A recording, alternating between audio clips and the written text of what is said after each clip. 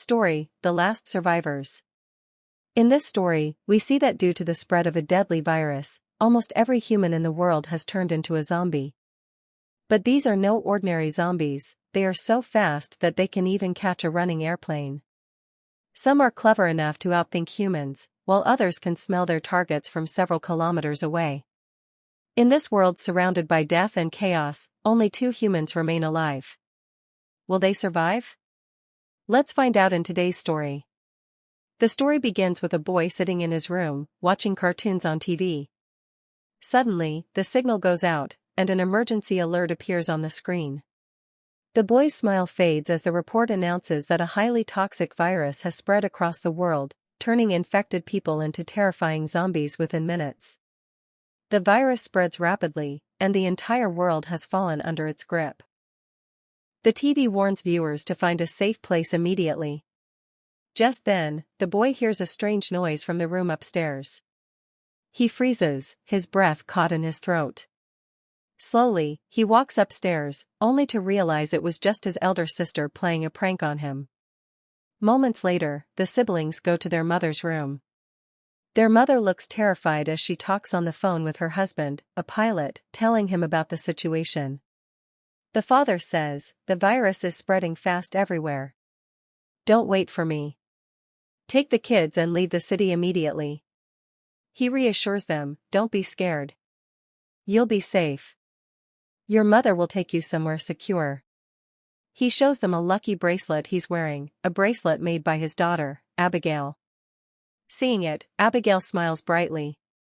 Meanwhile, their mother hurriedly packs essential items. Suddenly, they hear screaming from outside. She grabs both children and rushes out. Just as they're about to get into the car, a zombie attacks their mother.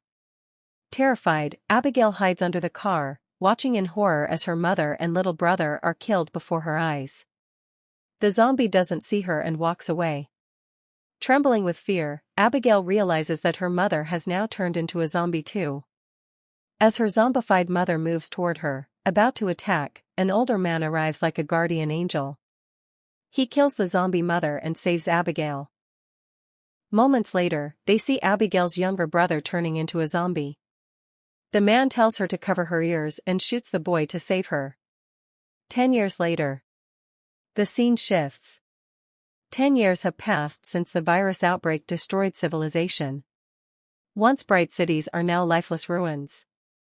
Humanity is nearly extinct, except for 2 survivors, Abigail and the man who saved her, Jack. Jack raised Abigail like his own daughter and trained her to fight zombies. She owes her life to him. But after so many years of isolation, Abigail feels lonely. She dreams of finding a human settlement, a place to belong. Jack, however, doesn't trust people and prefers solitude. One night, as they camp in the woods, Jack hears a sound. He steps outside, and a zombie attacks. Jack shoots it down as Abigail rushes out to help. They realize there must be more nearby. Quickly, they pack up and escape on horseback. Along the way, they find a jeep surrounded by zombies, and a human trapped inside. Humans are so rare now that saving this man is their moral duty. Jack also wants to test Abigail's aim. He tells her, "You'll save him. Take a calm shot." But Abigail fires too soon, accidentally shooting both the zombie and the survivor.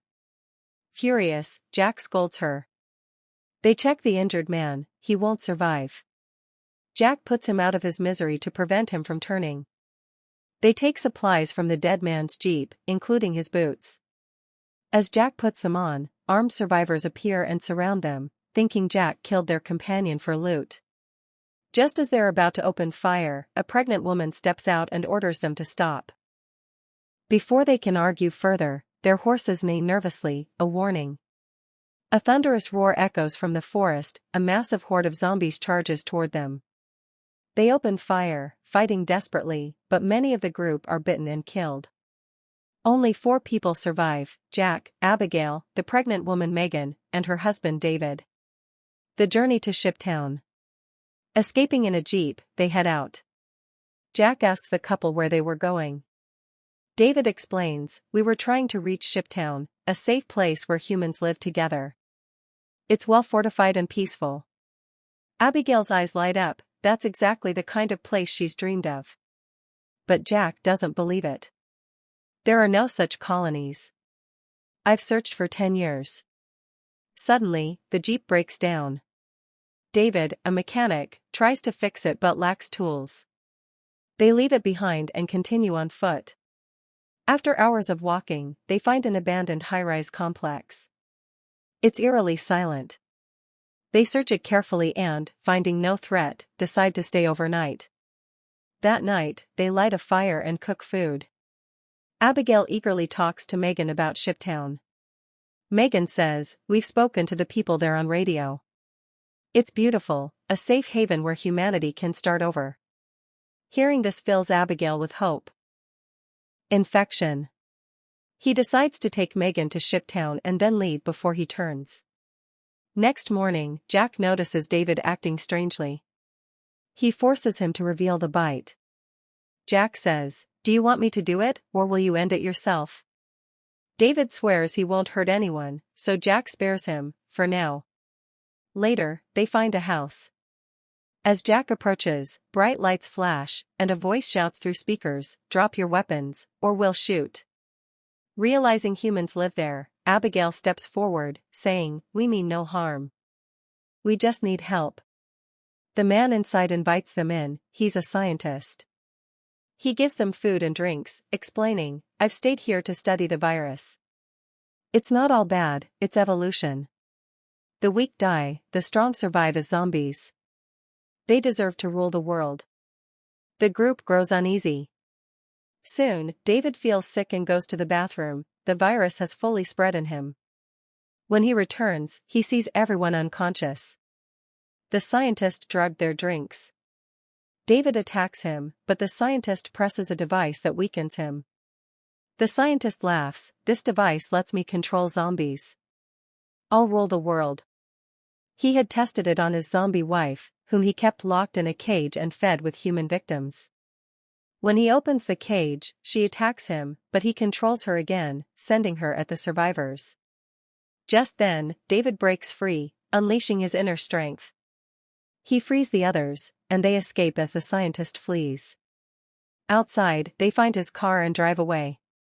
But the scientist uses his device to command zombies to chase them. Jack speeds ahead, but the road ends, they continue on foot. The horde catches up. Knowing he's doomed, David stays behind to fight and buy time. He tells Megan, "Live for our child." He fights bravely but is killed. Shiptown and the final battle. Jack carries Megan to Shiptown. Guards on the tower see them and shoot zombies to cover their escape. A boat brings them inside the floating colony, a town built from connected ships surrounded by water. Doctors rush to help Megan, who gives birth to a baby girl but dies from blood loss. Jack, heartbroken, promises to raise the baby like Abigail. Abigail, meanwhile, enjoys life among people for the first time, music, laughter, companionship. She feels she finally belongs. One day, she follows a handsome man into a restricted cabin and discovers bombs wired beneath the town. He explains, "If zombies ever break in, this place will be blown up so people can escape." But the nightmare isn't over. The scientist arrives, furious, and takes control of the black-faced zombie king again. Zombies emerge from underwater and storm Shiptown, killing many. Jack fights his way to Abigail. The scientist punches her down, and as Jack charges to save her, a zombie knocks him into a tank.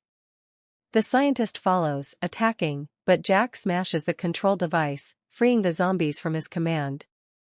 They swarm and kill the scientist.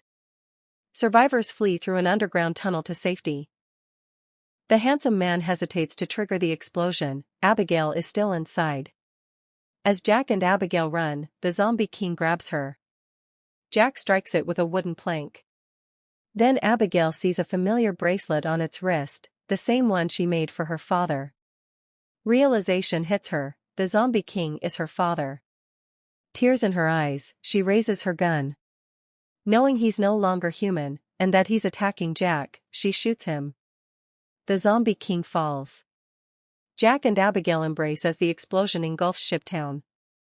Survivors escape by boat, looking toward a quiet distant island.